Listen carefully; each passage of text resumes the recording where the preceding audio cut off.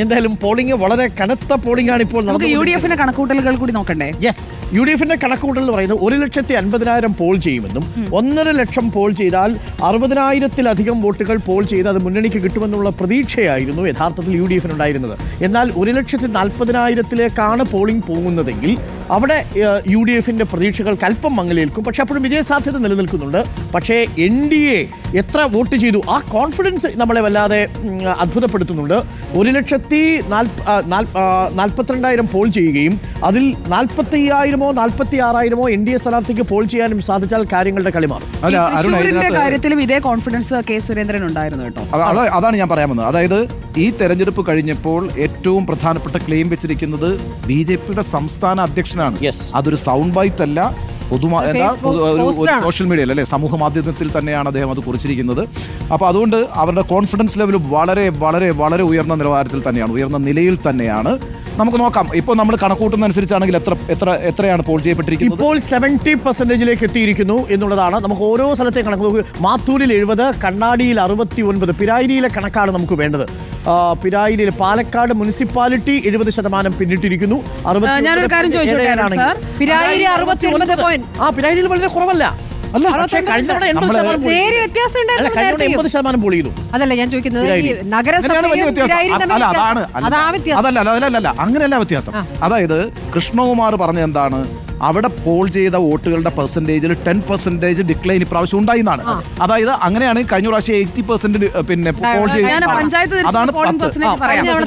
2021 പിരായിരി പഞ്ചായത്തിൽ 77.79, മാത്തൂരിൽ 83.41, കണ്ണാടിയിൽ 83.45, പാലക്കാട് നഗരസഭ 70.23. പിരായിൽ ഒന്നുകൂടി പറയൂ. 77.71. അപ്പൊ 6% ഡിക്ലൈൻ ആണ് ഇപ്പോൾ. പക്ഷേ നോക്കണ്ട, അതൊരു 4% മാറും.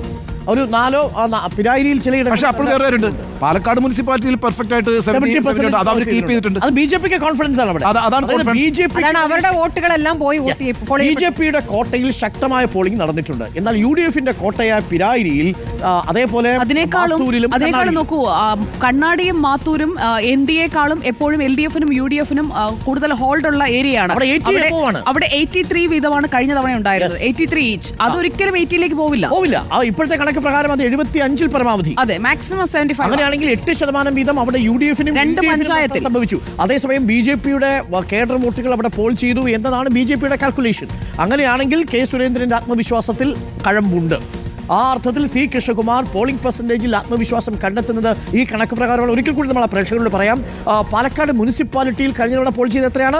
70.23. അതിലേക്ക് അടുക്കുന്നു പാലക്കാട് മുനിസിപ്പാലിറ്റി.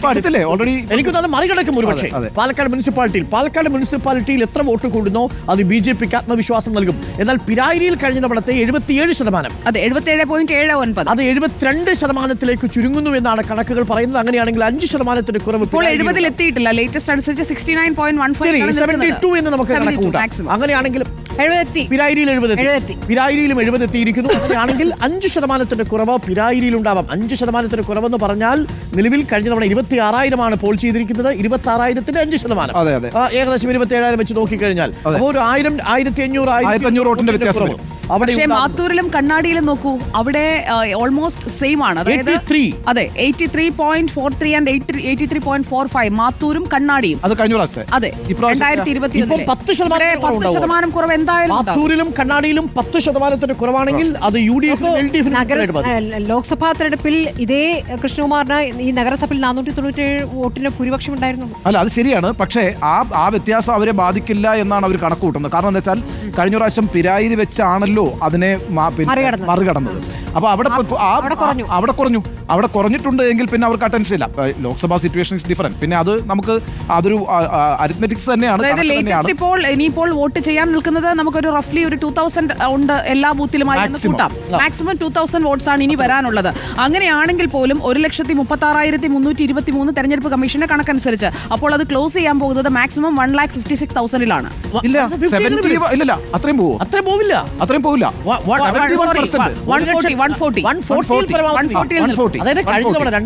അതായത് നമ്മൾ 2 ലക്ഷം എടുക്കുന്നു. 2 ലക്ഷം സുജയ, 2 ലക്ഷം എടുക്കുന്നു. 70% ആണെങ്കിൽ 140. അല്ലേ? അതെ 70 ആണ് ഇപ്പൊ 136 ആണ് ഇപ്പൊ കാണിക്കുന്നത്. 70% 71% വോട്ട് ചെയ്തു. 1,94,000 മൊത്തമുള്ളത്.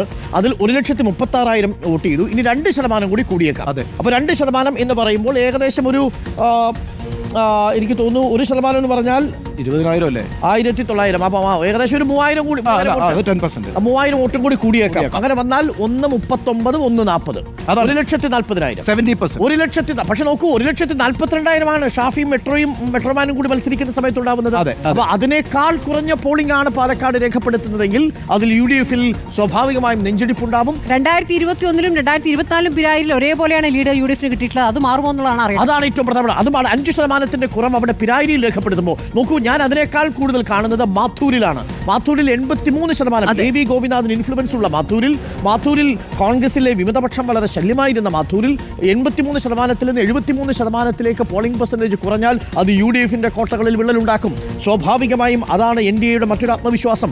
അതേപോലെ തന്നെ കണ്ണാടിയിൽ LDF ഭരിക്കുന്ന കണ്ണാടിയിൽ 10% കുറവുണ്ടാവുകയാണെങ്കിൽ അത് LDF-നും UDF-നും ഈക്വലായിട്ട് വ്യത്യാസമുണ്ടാക്കും. അവസാനത്തെ സന്ദീപ് വാര്യരുടെ വരവ് സ്പോയിലർ ആയിരുന്നു എന്നുള്ളതാണ് ഇപ്പോൾ കൃഷ്ണകുമാർ പറയുന്നത്. അത് നമ്മൾ ആദ്യഘട്ടത്തിൽ മുതൽ പറയുന്ന ഒരു കാര്യമാണ്. സന്ദീപിനെ നമ്മൾ ഈ പറയുന്ന സന്ദീപിനെ എടുത്ത ആ സമയത്ത് തന്നെ നമ്മൾ നിരന്തരമായി പറഞ്ഞുകൊണ്ടിരിക്കുന്ന ഒരു കാര്യം, അത് സ്ട്രാറ്റജിക്കലായിട്ടുള്ള എററാണ്, അത് അനാവശ്യമായിട്ടുള്ള ഒരു എററാണ്. ഇതിന്റെ പ്രശ്നം എന്താണെന്ന് അറിയാമോ? ഇപ്പം നിങ്ങൾ ഒരാളെ തെരഞ്ഞെടുപ്പ് ഘട്ടത്തിൽ ഇങ്ങോട്ട് സ്വീകരിക്കുമ്പോൾ ആ സ്വീകരിക്കുന്നതിനകത്ത് 2 സാധ്യതകളേ ഉള്ളൂ. ഒന്ന്, അയാൾ വരുന്നത് വഴി നല്ലൊരു വോട്ട് കിട്ടണം, നല്ലൊരു വോട്ട് വരണമല്ലോ. 2, അല്ലെങ്കിൽ നിങ്ങളുടെ ഇമേജിനെ അത് ബൂസ്റ്റ് ചെയ്യണം. ഈ 2 കാര്യങ്ങൾ സംഭവിക്കണം. ഇപ്പൊ ചില സിനിമാ താരങ്ങളെ നമ്മൾ തെരഞ്ഞെടുപ്പിന്റെ ഇടയിൽ എടുക്കാറില്ലേ, അവർ അതിനോടൊരു ഇമേജ് ബൂസ്റ്റിംഗ് അല്ലെങ്കിൽ സ്പോർട്സ് സ്റ്റാറിനെ എടുക്കാറില്ലേ. അപ്പൊ ഇത്തരത്തിൽ ഇമേജ് ബൂസ്റ്റിംഗ് നടക്കണം, അല്ലെങ്കിൽ വോട്ട് കൊണ്ടുവരണം. ഇതിന് പകരം എന്താ സംഭവിച്ചത്? ഇതിന് പകരം അതൊരു വലിയ വിവാദമായി മാറുകയാണ് ചെയ്തത്. ഓക്കെ, ഇപ്പോൾ സമയം 7 മണിയായിരിക്കുന്നു. ഏറ്റവും ഒടുവിലത്തെ കണക്ക് പ്രകാരം 70% പിന്നിട്ടിരിക്കുന്നു. കഴിഞ്ഞ തവണത്തെ 75%-ലേക്ക് പോളിംഗ് പെർസെന്റേജ് എത്തില്ല എന്നത് ഏറെക്കുറെ ഉറപ്പായി കഴിഞ്ഞിരിക്കുന്നു. ഒരു 4% ഡിപ്പ് പാലക്കാട് മുനിസിപ്പാലിറ്റിയിലും നമ്മൾ കാണുന്നു. പാലക്കാട് നിയമസഭാ അസംബ്ലിയിൽ നമ്മൾ കാണുന്നു, കോൺസ്റ്റിറ്റ്യുവൻസിയിൽ കാണുന്നു. അതേസമയം 10%-ഓളം വ്യത്യാസം മാത്തൂരിലും കണ്ണാടിയിലും ഉണ്ടാകുമോ എന്ന് ഭയക്കുന്നു. 5% കുറവ് പിരായിരി പഞ്ചായത്തിൽ ഉണ്ടാവുമെന്ന് കണക്ക് കൂട്ടുന്നു. അങ്ങനെയാണെങ്കിൽ പാലക്കാട് മുനിസിപ്പാലിറ്റി കഴിഞ്ഞ തവണ പോൾ ചെയ്ത് അത്രയും വോട്ട് പോൾ ചെയ്തിട്ടുണ്ടാവും. ഒരു പക്ഷേ അതിലും അധികം പോൾ ചെയ്തിട്ടുണ്ടാവും എന്നുള്ളത് NDAക്ക് ഡോർ ടു ഡോർ ക്യാമ്പയിൻ നടത്തി NDAക്ക് ആത്മവിശ്വാസം നൽകുന്ന കണക്കാണ്. പക്ഷേ പിരായിരിയിൽ എത്ര കുറഞ്ഞു എന്നതാണ് ഏറ്റവും ഒടുവിൽ നമ്മൾ പരിശോധിക്കാൻ പോകുന്നതും. പ്രിയപ്പെട്ട പ്രേക്ഷകരെ, ഏറ്റവും ഒടുവിലത്തെ കണക്ക് പ്രകാരം 70% പിന്നിട്ടിരിക്കുകയാണ്. 1,36,000 വോട്ടർമാർ സമ്മതിദാനാവകാശം വിനിയോഗിച്ചു കഴിഞ്ഞിരിക്കുന്നു. ഇനിയൊരു 3,000 വോട്ടർമാർ കൂടി വിവിധ ബൂത്തുകളിലായി ക്യൂ നിൽക്കുന്നുണ്ട് എന്നാണ് മനസ്സിലാക്കാൻ സാധിക്കുന്നത്. 3,000 പേരുണ്ട്. ഉണ്ടാവണം. കാര്യം ഇനി ഒരു 2% എന്ന് പറഞ്ഞാൽ ഏകദേശം 3,000-ഓളം വരും എന്നാണ് നമ്മൾ മനസ്സിലാക്കുന്നത്. അങ്ങനെയാണെങ്കിൽ എങ്ങനെയാ 1,40 അങ്ങനെയാണെങ്കിൽ 1,40. പക്ഷെ അപ്പോഴും 1,42,000 എന്ന കഴിഞ്ഞ തവണത്തെ വോട്ടർമാരിലേക്ക് പോലും എത്തുന്നില്ല എന്നുള്ളതാണ്. ആരുടെ വോട്ടാണ് ചോർന്നത്, ആരുടെ കോട്ടയാണ് ഇളകിയത് എന്നതാണ് ഏറ്റവും പ്രധാനപ്പെട്ട ചോദ്യം. ഒട്ടേറെ വിവാദ വിഷയങ്ങളടക്കം ചർച്ച ചെയ്യപ്പെട്ട പാലക്കാട് ഉപതെരഞ്ഞെടുപ്പിൽ ആവേശകരമായ പോളിംഗ് ആണ് രാവിലെ ഉണ്ടായതെങ്കിലും മന്ദഗതിയിൽ പിന്നീട് പോളിംഗ് മാറുന്നു. ഏകദേശം ഒരു 4% ഇടിവുണ്ടാവുന്നു. സരിൻ പറഞ്ഞത് മറ്റെല്ലാ മണ്ഡലങ്ങളിലും ഉപതെരഞ്ഞെടുപ്പുകളിൽ 4 മുതൽ 5% വരെ ഇടിവുണ്ടാകുമ്പോൾ പാലക്കാട് ആ ഇടിവ് ഞാൻ പ്രതീക്ഷിക്കുന്നില്ല എന്നാണ്. പക്ഷേ അങ്ങനെയല്ല, 4% ഇടിവ്. ചേലക്കരയിൽ എന്ത് സംഭവിച്ചോ അത് തന്നെ പാലക്കാട് സംഭവിക്കുന്നു.